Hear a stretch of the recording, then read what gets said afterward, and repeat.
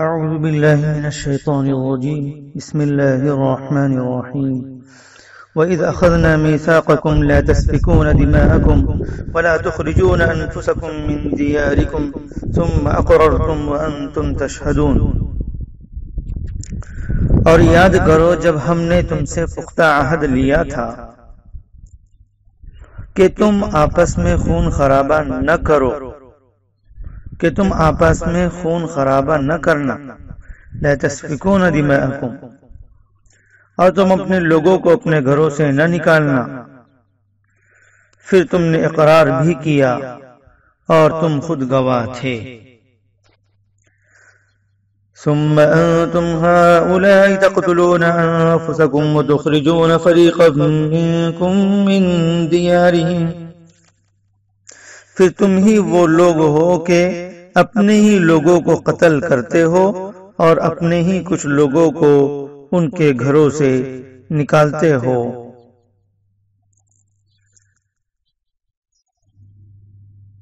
وَتُخْرِجُونَ فَرِيقًا مِّنكُم مِّن دِيَارِهِمْ تَظَاهَرُونَ عَلَيْهِمْ بِالْإِثْمِ وَالْعُدْوَانِ، تم ان کے خلاف مدد کرتے ہو گناہ اور سرکشی کے ذریعے، اور اگر تمہارے پاس قیدی آئے تو تم انہیں فدیہ دے کر چھڑا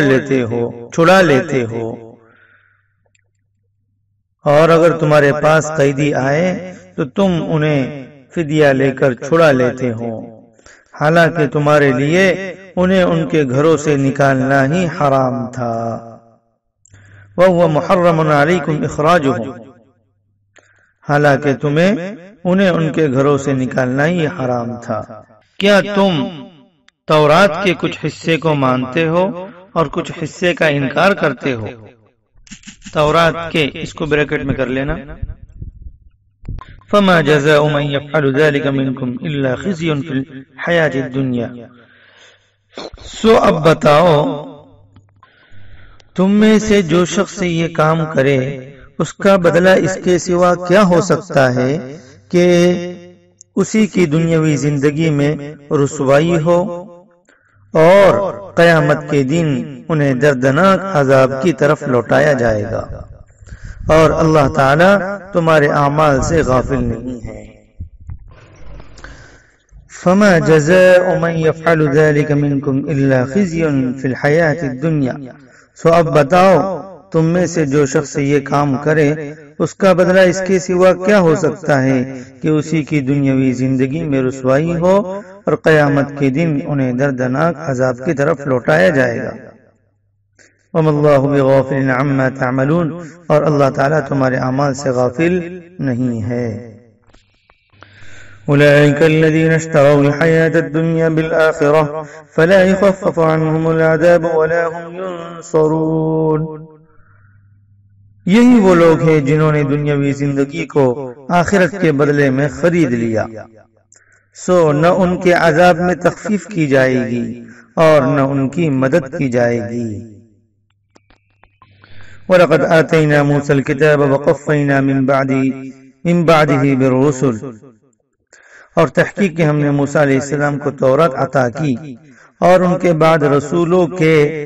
رسولوں کو پیدر پہ بھیجا، یعنی لگاتار، اور ہم نے عیسیٰ بن مریم علیہ السلام کو واضح نشانیاں عطا کی اور روح القدس کے ذریعے ان کی تائید کی۔ وَأَيَّدْنَاهُ بِرُوحِ الْقُدُسِ أَفَكُلَّمَا جَاءَكُمْ رَسُولٌ، کیا جب بھی کوئی رسول تمہارے پاس وہ احکامات لے کر آیا جن کو تمہارے دل پسند نہیں کرتے تھے تو تم نے تکبر کیا، استکبرتم، تم نے تکبر کیا، ففریقا کذبتم، پس بعض نے انبیاء علیہ السلام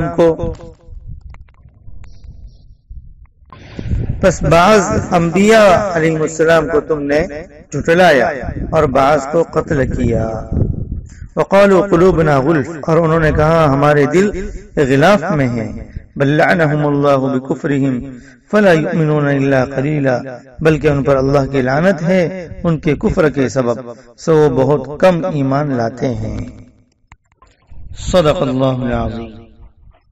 جی طلبہ عزیز، آج آپ کے سامنے آیت نمبر 84 سے آیت نمبر 88 تک پیش کیا گیا ہے۔ ان آیات میں سے پہلی آیت وَإِذْ أَخَذْنَا مِيثَاقَكُمْ لَا تَسْفِكُونَ دِمَاءَكُمْ کا خلاصہ یہ ہے کہ پچھلی آیت وَإِذْ أَخَذْنَا مِيثَاقَ بَنِي إِسْرَائِيل میں جو عہد میثاق لیا گیا تھا،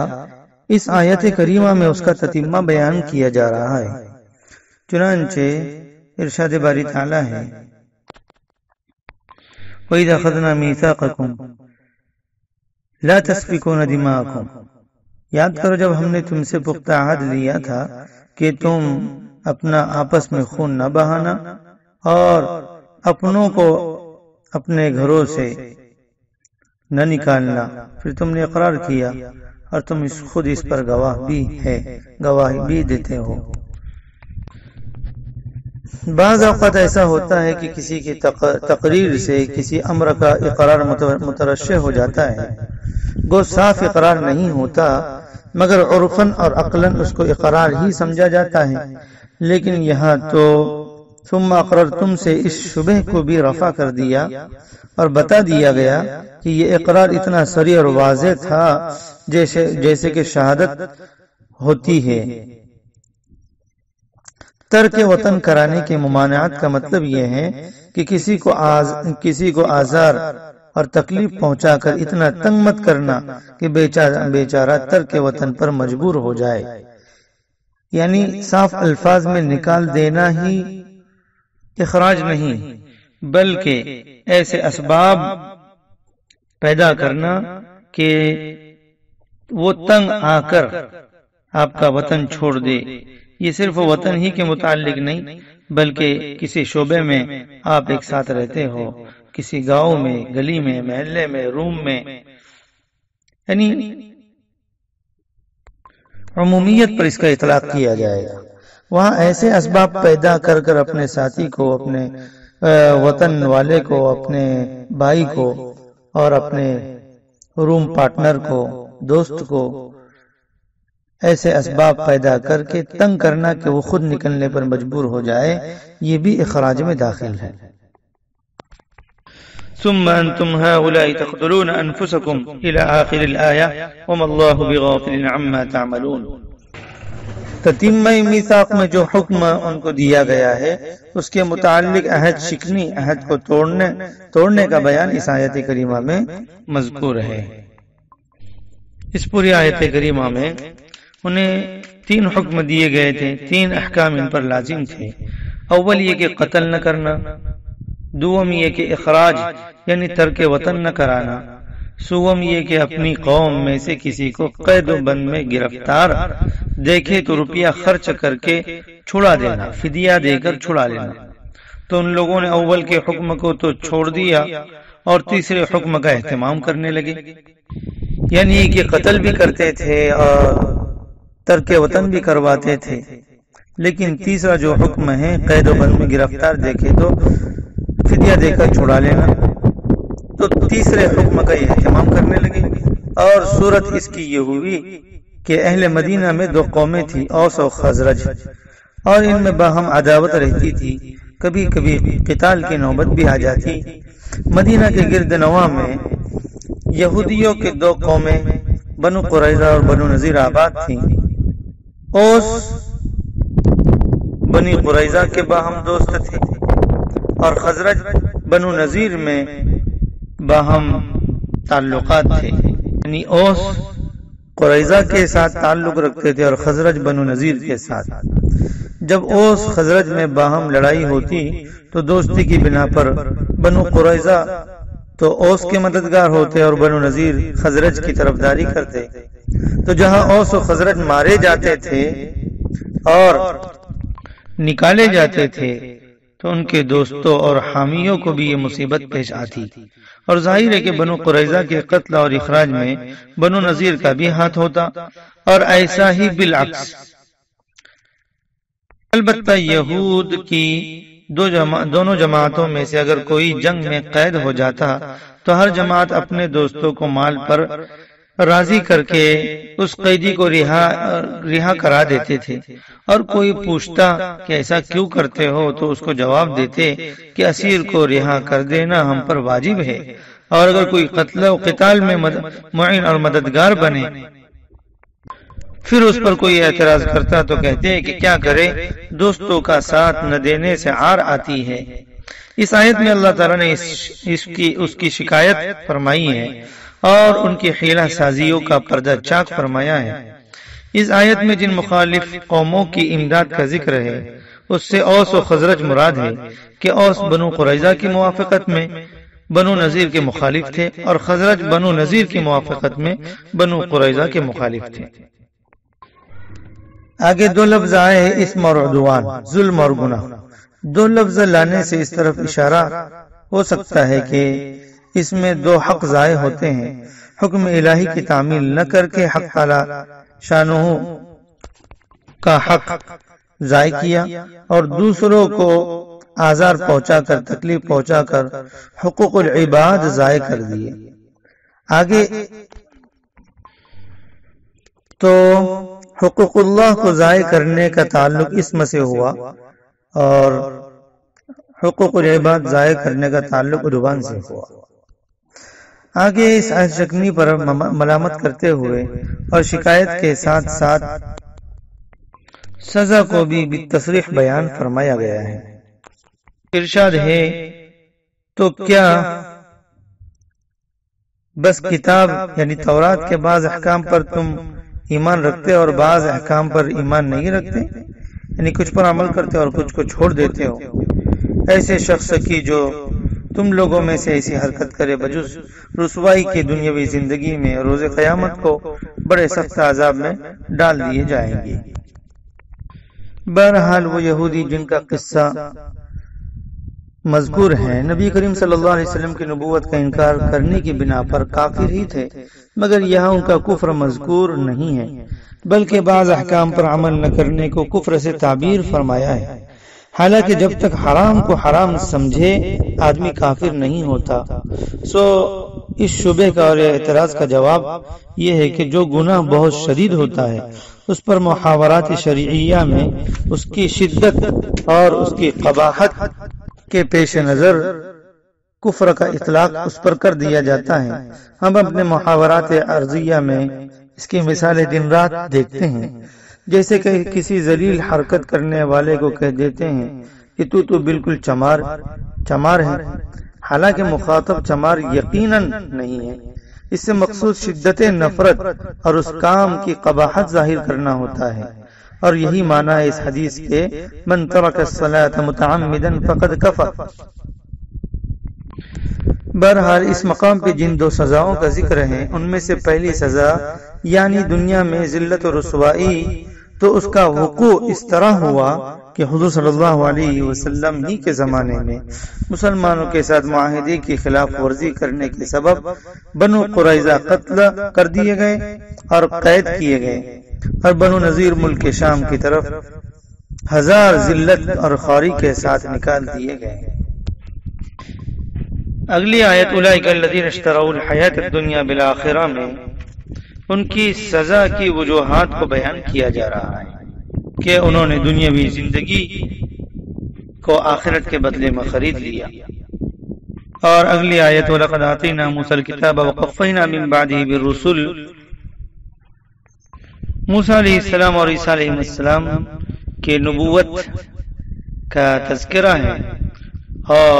اسی کے ساتھ یہود کے خواہش پرستی اور تکبر کا ذکر کیا گیا ہے۔ قرآن و حدیث میں جا بجا حضرت جبرائیل علیہ السلام کو روح القدس کہا گیا، جیسا کہ یہاں پر بھی مذکور ہے وَآتَيْنَا عِيسَى ابْنَ مَرْيَمَ الْبَيِّنَاتِ وَأَيَّدْنَاهُ بِرُوحِ الْقُدُسِ، جیسے قرآن کی اس آیت میں قُلْ نَزَّلَهُ روح القدس، اور جبرائیل علیہ السلام کے واسطے سے حضرت عیسیٰ علیہ السلام کی کئی طریقوں سے تائید ہوئی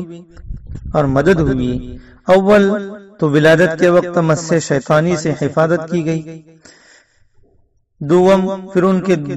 ان کے دم کرنے سے حمل عیسوی قرار پایا۔ سوم، پھر یہود چونکہ کثرت سے حضرت عیسیٰ علیہ السلام کے مخالف تھے، اس لیے جبرائیل علیہ السلام حفاظت کے لیے ساتھ ساتھ رہتے تھے، حتیٰ کہ آخر میں ان کے ذریعے سے آسمان پر اٹھا لیے گئے۔ اسی کو قرآن کہتا ہے بر رفعہ اللہ۔ پھر یہود نے بہت سے پیغمبروں کی تکذیب کی، حتیٰ کہ حضرت عیسیٰ علیہ السلام کی بھی تکذیب کی، اور حضرت زکریا علیہ السلام، یحییٰ علیہ السلام کو قتل بھی کیا۔ اسی کو آیت کریمہ میں بیان کیا گیا أَفَكُلَّمَا جَاءَكُمْ رَسُولٌ بِمَا لَا تَهْوَىٰ أَنفُسُكُمْ اسْتَكْبَرْتُمْ فَفَرِيقًا كَذَّبْتُمْ وَفَرِيقًا تَقْتُلُونَ وقالوا قلوبنا غلف بل لعنهم الله بكفرهم فلا يؤمنون فقليلا ما يؤمنون۔ اور وہ یعنی یہود تنزیہ طور پر یہ کہتے تھے کہ ہمارے قلوب ایسے محفوظ ہیں کہ اس میں مخالف مذہب کا جو اسلام